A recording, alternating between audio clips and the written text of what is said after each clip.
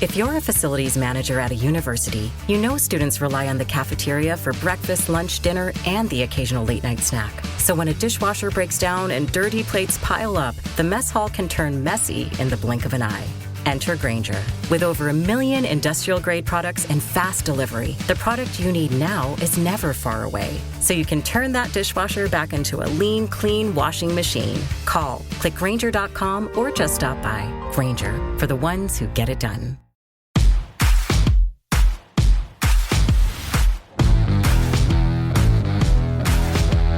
Welcome to the Dogs Podcast with your hosts, Blake Reneker, Justin Charles, and Josh All. What's up, Browns fans? Welcome back to another episode of the Dogs Podcast. Josh all alone with you guys on a Wednesday, and it's a very, very cold Wednesday here in the All household. The furnace here, not working, so not a great time to be without heat when you wake up and temperatures are around single digits. We're getting a high of like 22 or something right now.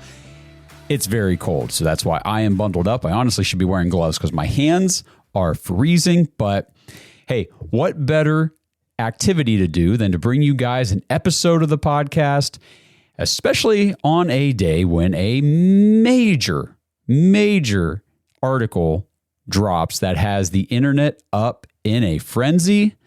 And I'm going to do something on this episode that I've never really done before. And the podcast, we have never really done this, but I'm actually going to read you the entire article. I'm going to go paragraph by paragraph through this article, react a little bit to it, and go through the whole thing because, well, let me back up real quick. The article was about Deshaun Watson and some insider information from the team, some quotes from players, and gives a very good insight to what exactly has happened since he was traded for and what really took place in 2024 during that terrible season that we just finished up. And honestly, it speaks to and really proves a lot of what we had been speculating about on the show for months now. So we'll dive through all that. Like I said, I'm going to read through the article today. Not going to be a super long episode. I'll react a little bit to it, but Friday night, make sure you guys, if you're watching on YouTube, first of all, like this video. I appreciate that. But make sure you tap the notification bell, subscribe to the channel so that way you don't miss anything new. Friday night, we are going live. It'll be the first time in what seems like months. The three dogs, Blake, Josh, and Justin, will all be in the studio. We're going to do a live show talking about this article, breaking it down even more, reacting to it, getting Justin and Blake's opinions on everything. We're going to talk about the Browns promoting Tommy Rees to the offensive coordinator position. That news just came out yesterday.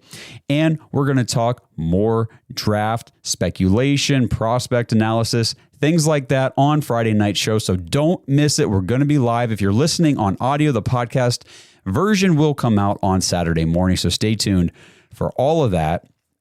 And like I said, it's the first time in months that we've all been in the studio because Justin's wife got a new job. So Monday nights when we do reaction shows, he's at home with the kids. Just been a struggle to get everybody together here recently, but I'm about to have within 2 weeks from now, I will have a new baby in the house. So my schedule is going to get very difficult. My time is going to be limited. So you're going to be seeing a lot more of Blake and Kenny and Justin and guys holding down the fort while I get acclimated to the new chaos in my home. So looking forward to all of that. But a couple other things I just wanted to mention real quick before I dive into this article. Again, just please don't forget, tune in Friday night. It's going to be a ton of fun. Oh, I did want to mention, if you have questions for us, if you have things on your mind, topics you want us to discuss, go to thedogspodcast.com and leave us a voicemail. Send us a voicemail today, tomorrow, Friday. We'll probably cut off about midday on Fridays to get ready for the show. But if you've got questions, anything you want to ask, please leave us a voicemail. We love hearing from everybody. We've already got one to play Friday night to address that I think is a very good question, something I've seen a lot on social media being floated around. So we're going to address that. It's going to be a lot of fun. And get your questions into the show, thedogspodcast.com. Tap leave voicemail in the drop-down menu or up top if you're on a computer. Just record your voicemail, send it to us, and you get to listen to it back. So if you record it and you don't really like how it sounds, erase it and try it again. Do it until you get it right, and send it to us. And we'll play it on Friday night. We'll talk about it.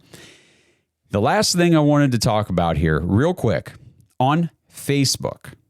Our Facebook page has been blowing up. It has been growing like crazy, much more than the other platforms. So we now have a subscription option on Facebook. We talk about the dog pack. We talk about jointhedogs.com all the time, going to our Patreon page, getting in there, becoming part of the dog pack community, syncing up with the private Discord, being part of the 24 conversations with all of the Browns fans that we have in that community from all around the world and everything like that. If you're on Facebook and you've been interested in the dog pack community, but you're like, I don't really understand Patreon or I don't use Discord and all that kind of stuff. If you're on Facebook, we want you to join our new dog pack community right there on Facebook. So you can subscribe to the new dog pack community on Facebook. There's a whole private group where we are going to build this new community. It's going to be the same thing that we have on Patreon and Discord, but it will be for all of our Facebook followers who want to have that tight-knit, diehard Browns fan community where you can get in there and you can talk Browns football all day long without dealing with all the trolls out on the public side of the page.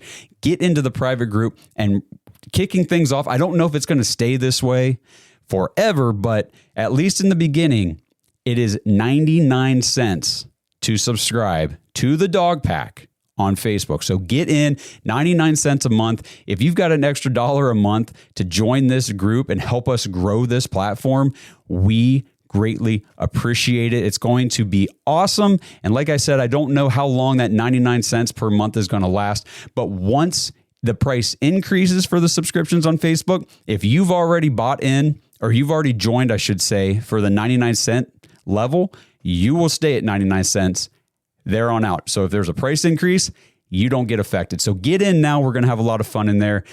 And like I said, this is brand new. So be one of our founding members of the dog pack on Facebook. Very excited to see how this community grows in relation to everything we've already built through Patreon and Discord. You guys are the best audience, and we cannot wait to talk to you more and hear your thoughts and engage with you even deeper about our beloved Cleveland Browns.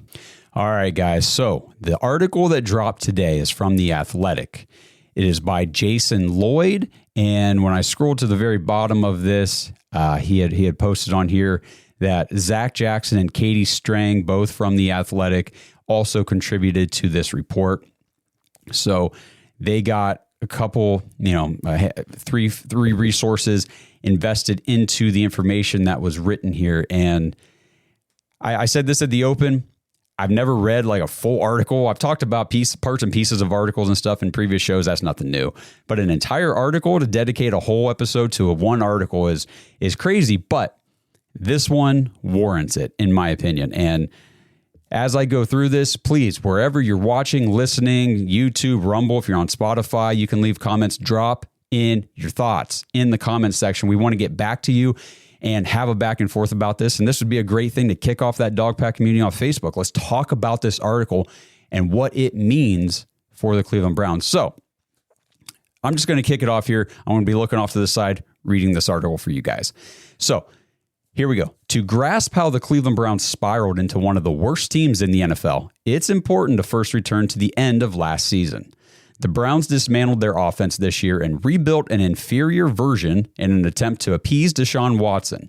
All of the changes failed miserably. The Browns bottomed out as one of the worst teams in the league and plummeted to a 3-14 finish. They hold the second pick in the 2025 NFL Draft. Pretty fair open. The Browns were definitely one of the worst teams in the league, if not the worst offense to watch. Historically, one of the worst offenses ever. Now, I do believe I was reading a whole bunch of stuff today, but I think there's a spot in this article later on that tells you just how bad Deshaun Watson played this year. All right, moving on. For 3 years, the Browns contorted themselves to match Watson's strengths and desires, but teammates ultimately grew tired of the organization catering to an ineffective quarterback. And he never really fit in Cleveland. He received at least one death threat. Now, as a second Achilles tear leaves Watson's career in danger, the Browns can begin the painful process of officially moving on from the worst trade and biggest mistake in franchise history. How did it get to this, and how did it end so badly? Look to last year. After Watson's 2023 season ended prematurely with a broken bone in his shoulder, Joe Flacco joined the Browns in December and resurrected his career by throwing for 300 yards in 4 consecutive games, something Watson failed to do even once in 19 starts with the Browns. It was an embarrassing exposure of the franchise quarterback. The problem was never the scheme. Flacco's performance during an 11-6 finish and improbable run to the playoffs earned him the NFL's Comeback Player of the Year and merited another contract to remain in Cleveland as Watson's backup. Quote, "You have to bring Joe back. Somebody has to teach Deshaun the offense," one member of the organization said as the season neared its conclusion. Quote, "Joe picked it up faster in 30 days than Deshaun has in 2 years. It was a stinging indictment of a quarterback the Browns invested 3 first-round picks and guaranteed $230 million to obtain." So that quote right there, again, there are no names. There's nothing indicating who was spoken to, who gave these quotes from the organization. There's going to be quotes from players later on. We don't know who they are. It's all anonymous, but this says a member of the Browns organization. And this is last year. So as the season near, I guess it could have been, it was last year. As the season neared its conclusion, you have to bring Joe back. Somebody has to teach Deshaun the offense. You understand why they said that here in a little bit. They also said Joe picked it up faster in 30 days than Deshaun has in 2 years. And I know we defended him a lot on this podcast because we believed in what he had shown in the games that he played before he broke his shoulder, and that he could continue to grow in Stefanski's offense and the scheme and continue to hone in on it and develop. We might have been a little off base because, a lot of people did point out fairly that, hey, Joe Flacco came in here and picked this shit up real quick. And we chalked a lot of that up to Joe being a longtime veteran. Stefanski's offense is similar to what Joe ran most of his career. It's what he excelled at. So it was a very seamless transition for him. And all of that's probably still very true. But it doesn't change the fact that he came in and immediately did what Deshaun Watson was unable to do. Coach Stefanski had shown Watson film clips of his offense during their first meeting in March 2022, demonstrating how Watson could thrive in this wide zone play action scheme crafted by Gary Kubiak and Mike Shanahan. But after he arrived in Cleveland, Watson never embraced Stefanski's system. He wanted to be in shotgun, and Stefanski wanted him under center to make the play action component more effective. We've talked about that a ton. It never felt like these two, that the pairing of Kevin Stefanski and Deshaun Watson, it never made sense. It did not. Anytime you watched it on the field, it looked like a struggle, like a power balance or power imbalance back and forth between what the coach and the offense wanted to be and what the quarterback ultimately wanted to do. All right, moving on.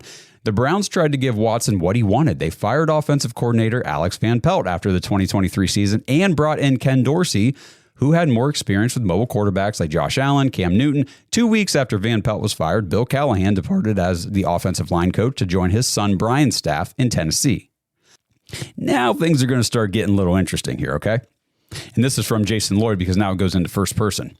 I've spoken to players who believe Callahan would have stayed in Cleveland had Van Pelt remained on the staff. When Brian first started receiving head coaching interviews in 2023, Bill made it clear he was staying in Cleveland. But all of that seemed to change when Van Pelt was fired. Andy Dickerson was hired to replace Callahan. The changes were a disaster. We have heard from multiple sources that Alex Van Pelt was the glue. If you guys have listened to this show for any length of time, you've heard me say that. People have, within the organization, have said Van Pelt was the glue that held that offensive side of the ball together with the coaching staff, with the players. Yes, this is Kevin Stefanski's team. It's Kevin Stefanski's offense, but Alex Van Pelt still had a very prominent role on the offensive side of the ball, orchestrating and coaching and doing everything when Stefanski's doing his head coaching responsibilities and everything else. And apparently, as we saw, the firing of Alex Van Pelt did not sit well with really anybody. And I don't believe that was Kevin's doing, but we'll talk about that on Friday. All right, moving on here. Dorsey was supposed to deliver the type of offense Watson wanted, one with more choice routes between the quarterback and receivers, more shotgun formations, and more freedom. None of it worked, partly because Watson never looked like the same quarterback he was in Houston. The Browns failed to score 20 points in any Watson start this season. They averaged 4 yards per play with him, the lowest mark in the league for any quarterback who made it at least 5 starts, and that's according to True Media. It was the 3rd lowest output by any Browns quarterback who made at least 5 starts in a season since the team returned to the league in 1999. Only Charlie Fry and Doug Peterson had worse production. The line under Dickerson struggled with injuries and protections. Watson was sacked 33 times in his 7 starts, although he did little to help himself. Here we go. He consistently missed getting proper depth in the pocket. When he was supposed to drop 8 yards, he was only getting to 6, according to 2 players with knowledge of the Browns' offensive schemes. Watson continually ran into his linemen on sacks because he was standing in places they did not expect him to be. So that's interesting. Now you've got, it doesn't say if it's current or former players or whatever, but players who have experience with the Browns' offensive system under Stefanski said when he was supposed to be dropping to 8 yards on a play, he was only dropping to 6. Stuff like that was clear as day on the field because you saw the struggle. The offensive line, a lot of times looking around like, what are we supposed to do? Where were you supposed to be? And a lot of it, we said from the beginning. Blake said it every week that Watson started. The whole offense was struggling. The offensive line looked bad. The receivers looked bad. The running backs looked bad. But all of it was just amplified by the poor play at the quarterback position. Everybody looked worse because of how bad Deshaun Watson was playing quarterback. So here we go. What isn't clear is how much Watson's struggles can be attributed to the shoulder injury he suffered in 2023. A displaced fracture to the glenoid bone ended his season after 6 games. It was a common injury among baseball pitchers, much rarer in quarterbacks, leaving the team with no way of knowing when or whether a full recovery was possible. At the start of a late August practice, man, I keep cutting in and out here, but this gets interesting, guys. At the start of a late August practice, all 4 Browns quarterbacks went through a standard footwork and accuracy drill that generally ends with each quarterback hearing a color on command from an assistant coach and then firing passes toward a net that has various colors marked above the targets. This was all over social media. If you guys were on Twitter, you saw this. But with the early portion of practice open to reporters and cameras, it was odd to see Watson throwing passes to an equipment staffer nearby, while the other 3 quarterbacks tried to hit the net targets. When Justin and I went up to training camp, we saw this. And a lot of times, Watson wasn't even throwing a ball to this assistant coach or whatever off to the side. He had a towel in hand and was just mocking a throw off to the side. And it was very weird to see all the quarterbacks go through this drill, except for Deshaun. More information on that coming soon. This episode is brought to you by Danger Coffee. Browns fans, we talk about how Danger Coffee is made free from mold toxins that are in 45% of the world's coffee, but that's not all that Danger Coffee has to offer. Mineral and nutrient deficiencies are a big deal. They make you feel sick, tired, stressed, and they can give you brain fog. These deficiencies negatively affect your immune system, your digestion, sleep, metabolism. Have you ever wondered why you get an initial burst from your coffee, but then you get that little crash not long after? Danger Coffee's patent-pending process remineralizes your body with more than 50 trace minerals and electrolytes, leaving you more energized, engaged, powerful. These micronutrients enter the cells to boost performance. They bind to toxins to provide detoxification support. I know that sounds like a lot, but the bottom line, guys, is minerals matter, and most of us really don't get enough of them on a daily basis. Danger Coffee delivers micronutrients, plus it gives you access to the minerals you already have. Head to dangercoffee.com, use our code DAWGS, DAWGS, for 10% off your order. And that code can be used over and over. So you get 10% off every order you make using code DAWGS. It's time to start every day off with a cup of coffee that gets you going and actually keeps you going. Dangercoffee.com, code DAWGS. This episode is brought to you by Baden Sports. Browns fans, Baden Sports is your one-stop shop for all your athletic gear. Baden started out perfecting and manufacturing the best balls in the business. Yeah, if that sounded dirty, that's more about your mind than my words. But hey, it's true. Baseballs, softballs, footballs, basketballs, volleyballs, soccer balls, you name it, and Baden has engineered the highest standard sports balls available. And now they offer more than just sports balls. If you got kids playing baseball or softball, Baden has batting gloves and bats to go along with both game balls and training balls. If you're into basketball, Baden makes basketball specifically for indoor or outdoor use. Heck, Baden even has all the equipment you need for pickleball, which is one sport that I hear everyone is playing, and yet I still never have. And I need to fix that soon. But don't miss the backyard games section of Baden's website, where you can order everything you need for this upcoming outdoor season.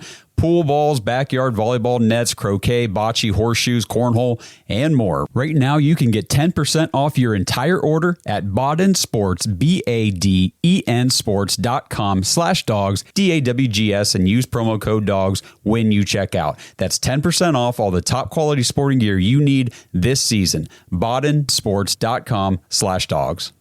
Now Taxes is 100% free when you file in the TurboTax app if you didn't file with us last year. Oh, yeah? Yeah, just do your own taxes in the app by 2/18. What if I have lots of forms?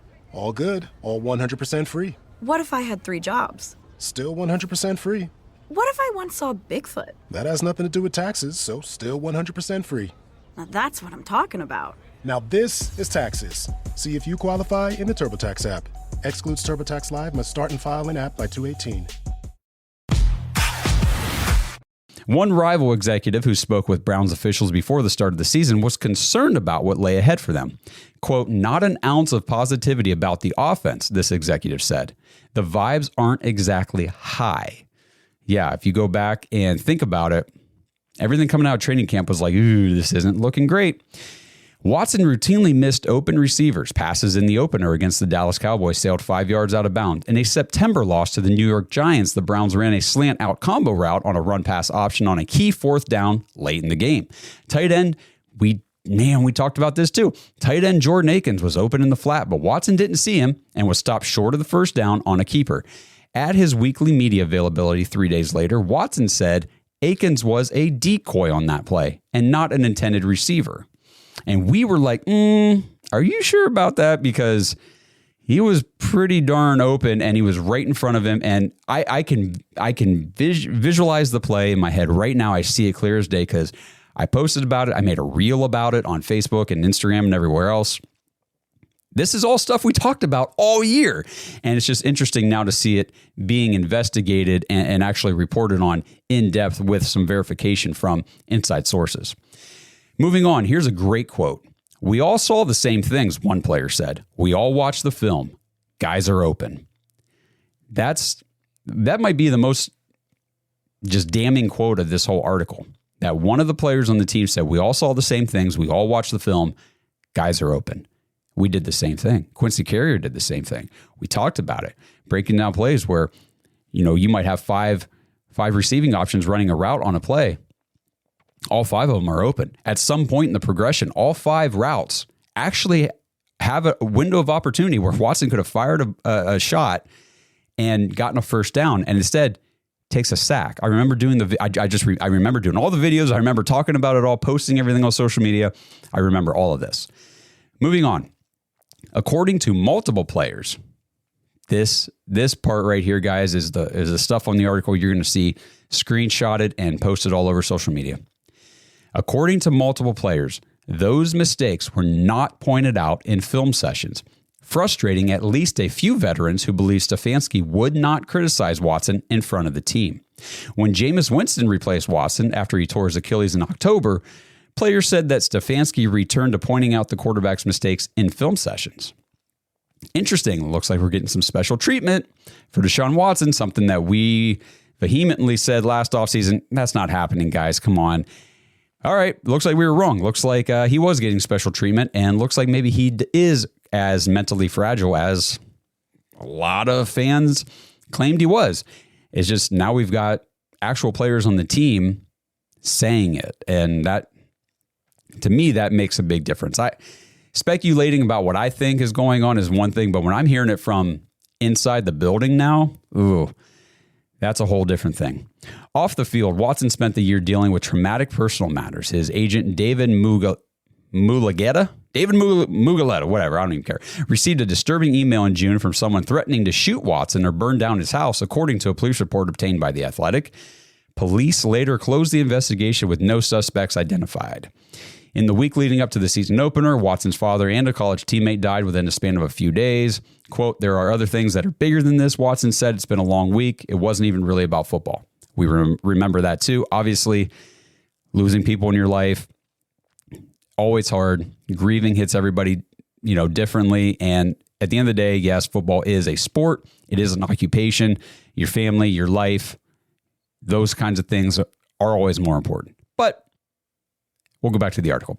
Watson faced a new civil lawsuit during the season alleging he sexually assaulted a woman in 2020. I did a whole video bitching about that. The suit was quickly settled, and the league closed a brief investigation citing insufficient evidence. That's how it has gone for Watson in Cleveland. He has settled more than 20 lawsuits alleging sexual misconduct since he arrived from Houston. He served an 11-game suspension and paid a $5 million fine for violating the NFL's personal conduct policy. Moving on here, if this is the end of his Browns career, which we firmly believe it is, and probably his NFL career too, I can't imagine anybody would ever give this guy a chance. His 3-year tenure in Cleveland will conclude with a 61% completion rate, 3,365 passing yards, 19 touchdowns, 12 interceptions, and more settled lawsuits than games played. This next stat, I talked about this, I think last week when I broke down the setback before we learned it was a re-tear of the Achilles. Watson's EPA, expected points added, per drop back with the Browns was negative 0.19. Negative 0.19, according to True Media, which ranks 197th out of 201 NFL quarterbacks since the year 2000. So over the last 24 years, 201 quarterbacks have started at least 15 games in the NFL, and Deshaun Watson is ranked 197 out of 201. The only quarterbacks who were worse, here we go, Zach Wilson, the New York Jets in 2021 to 24. John Skelton, remember him? 2010 to 12 for the Arizona Cardinals. Blaine Gabbert in 2011 to 2013 for the Jaguars. And the big guy himself, Jamarcus Russell, 2007 to 2009 Raiders. Watson is the only name on that list who was not on his rookie contract. All right, back to first person here for Jason. He says, players told me there was a constant heaviness surrounding Watson in the locker room and that they felt a different energy in the building upon his departure after his Achilles injury in October. A couple of the veterans told me it felt like a cloud had been lifted. Now we got guys in the locker room. We got people talking. This stuff, they had avoided this for the first 2 years of Watson being there. Not anymore. Enough, apparently, is enough. Dorsey and Dickerson were fired the day after the season ended. Former tight ends coach Tommy Rees, promoted offensive coordinator Tuesday, will likely be tasked with helping Stefanski return to the wide zone play action scheme again in 2025. The Browns enter draft season perfectly positioned to select a new quarterback if they choose, which I expect them to at some point. Whether it's at 2 or later on, they're going to address this position because, well, they have to. We do not currently have a starting quarterback on our roster, even though we've got $46 million plus per year invested into the position. So there you go. Back to the article. We'll wrap this thing up. Earlier this month, Bailey Zappi became the 40th quarterback to start a game for the Browns since they returned to the NFL in '99, a shocking number for a team that has never enjoyed stability at the most important position. Watson was supposed to change all of that. Instead, those within the Browns had privately made clear that they were moving on from him even before he re-injured his Achilles. So after he tore his Achilles, we kind of already knew that. We talked about it on the show. They're moving on from this guy. They're never going to put him back out there. And then he re-injured the thing. Now it's definitely done. Watson tore it for a second time when he rolled his ankle while in Miami, according to the team, and had a second surgery to repair it last week. Because Cleveland still owes him in excess of $170 million against its cap sheet, the Browns were expected to carry him on the 2025 roster before the re-injury. At the very least, the second Achilles tear means they could place him on injured reserve, so he isn't consuming a spot on the 53-man roster. In addition, Cleveland can get insurance relief against his salary and a portion of the cap hit on the $92 million still owed to him. The image of Watson being carted off the field with a towel draped over his head while a smattering of Browns fans cheered is a painful reminder of how messy the Watson era has been. 3 years after handing out the richest guaranteed contract in NFL history, the Browns are back in the quarterback market. And that's exactly where we are. So we're going to talk about this article in more depth on Friday night on the live show. Got to get Blake and Justin to react to this. It's going to be a great conversation to hear what they have to say. You guys kind of heard my little reactions throughout reading that, but I just wanted to preface Friday by giving you guys the article. I know you have to have like a subscription to The Athletic to read it, but I was able to read it for free on New York Times website, so I don't think there's a problem with me reading it or whatever, and if there is, so what, whatever. You guys get to hear it. That's wonderful, and now you understand the context of the article before we talk about it on Friday, but some of the stuff in here was just, it's stuff that we pretty much figured was going on, but to actually hear that players were saying these things to the media, that they were speaking out about what was going on with Watson behind the scenes, in the locker room, during film sessions, all that stuff was like, damn, it just makes it more real. I don't know. I mean, it's one thing to speculate, but it's another thing to have it confirmed. And man, I've said it multiple times now, and I'm going to keep saying it. Mary Kay finally is posting about it on Twitter. I really do believe that Jimmy Haslam was the main driving force behind Watson. I think that he saw an opportunity where, hey, there's this Pro Bowl quarterback. He's available. I'm not really worried about the off-the-field stuff. And he goes to Andrew Berry, Kevin Stefanski, and says, go make it happen, because like I've been reading, and I agree with all this stuff. You know, the initial offer from the Browns to Watson was turned down. He turned Cleveland down, was going to go to Atlanta. And I just believe Jimmy said, go make it happen, go guarantee the whole damn thing. I want him in Cleveland.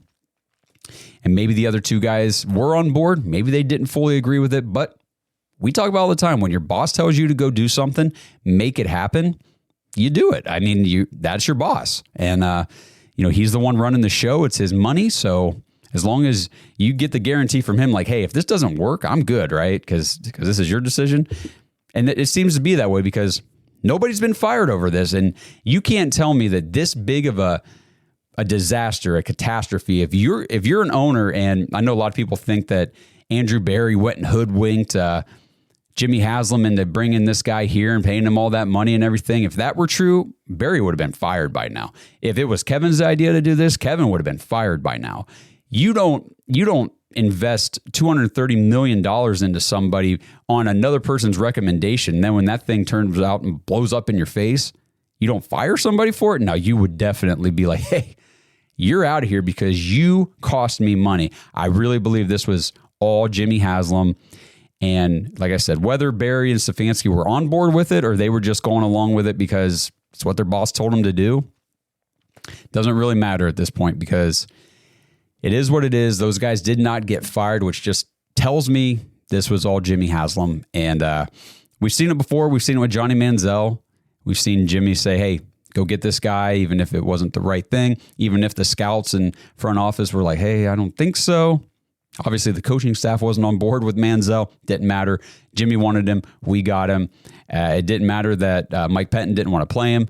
What was it? Ray Farmer, right? Was texting down the sideline to tell Pettin, put him in, and over Brian Hoyer. And then we lost draft picks or whatever over that whole thing because you're not allowed to do that. Like, our front office and ownership has a track record and a history of meddling in this stuff.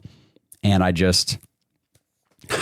have no reason to believe otherwise. I think this was all Jimmy. So we will conclude with that. I hope you guys enjoyed my reading of the article. Let me know how I did. And let me know your thoughts on the article and the quotes in there, the revelations being put out there from within the Browns organization, within the locker room, the veteran players speaking out and saying these things. It's just, like I said, I think enough is just enough. But appreciate you guys tuning into this episode.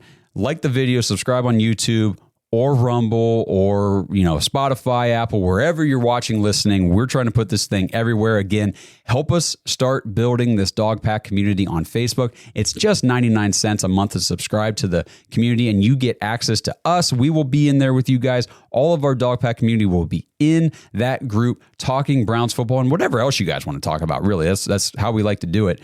and just, again, eliminate the trolls from your feed. Come in, be with us, be with the other diehard Browns fans. It's a great group, great community. And for 99 cents a month, it helps support the show. And we really appreciate it. We want to see everybody in there. So thank you again. You guys are the best. We will be with you Friday night live on YouTube, Twitter, Facebook, everywhere we've been going live. And we will talk about all of this stuff. We'll talk about Tommy Rees. We'll talk about the draft, and get your voicemails in before Friday night so that way we can answer your questions live on the show. If we get a ton of voicemails, we'll play as many as we possibly can, but just send them in. And honestly, if we don't get to them on Friday, we'll probably save them and get to them on the live show next week, because we will do another one next week as well.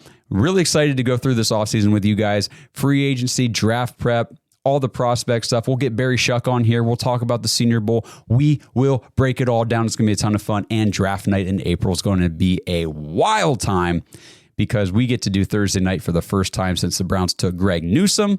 And it's just, we're very excited for this, guys. It's going to be a lot of fun, and we appreciate you. We really do. So I'm going to go try to get my heat turned on, because I can't even keep my nose from running. This is ridiculous. And you guys stay warm. Hope your heat's working. And until I talk to you guys again on Friday night, let's go Browns.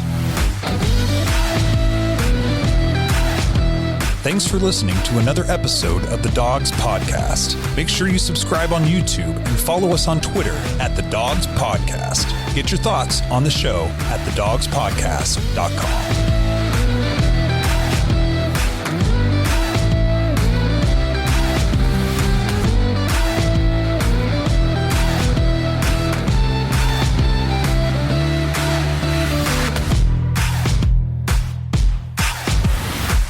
This episode is brought to you by Danger Coffee. Browns fans, we talk about how Danger Coffee is made free from mold toxins that are in 45% of the world's coffee, but that's not all that Danger Coffee has to offer. Mineral and nutrient deficiencies are a big deal. They make you feel sick, tired, stressed, and they can give you brain fog. These deficiencies negatively affect your immune system, your digestion, sleep, metabolism. Have you ever wondered why you get an initial burst from your coffee, but then you get that little crash not long after? Danger Coffee's patent-pending process remineralizes your body with more than 50 trace minerals and electrolytes, leaving you more energized, engaged, powerful. These micronutrients enter the cells to boost performance. They bind to toxins to provide detoxification support. I know that sounds like a lot, but the bottom line, guys, is minerals matter, and most of us really don't get enough of them on a daily basis. Danger Coffee delivers micronutrients, plus it gives you access to the minerals you already have. Head to dangercoffee.com, use our code DAWGS, DAWGS, for 10% off your order, and that code can be used over and over, so you get 10% off every order you make using code DAWGS. It's time to start every day off with a cup of coffee that gets you going and actually keeps you going. dangercoffee.com, code DAWGS. UTIs are the worst. I've been there. One year, I had 8 UTIs. If you get UTIs, then you understand how awful the cycle can be. I was taking all the precautions, and cranberry products, they just never worked for me. I was desperate for a way to be proactive. It was hard on me and on my husband. It was tough to see her in pain, and I wanted to help. I'm Jenna. And I'm Spencer. With Spencer's background in biochemistry and our shared frustration when it came to UTIs, we were inspired to start Eucora. At Eucora, we make innovative urinary tract supplements and UTI relief products. Our effective urinary tract supplements finally give you a way to be proactive. Feel like you've tried everything? We get it. We have a money-back guarantee so you can try risk-free. If you're not happy, you'll get a full refund. We're on a mission to help women get their lives back. Ready to join them? Get 30% off Eucora when you go to eucora.com/audio. That's UQORA.com/audio.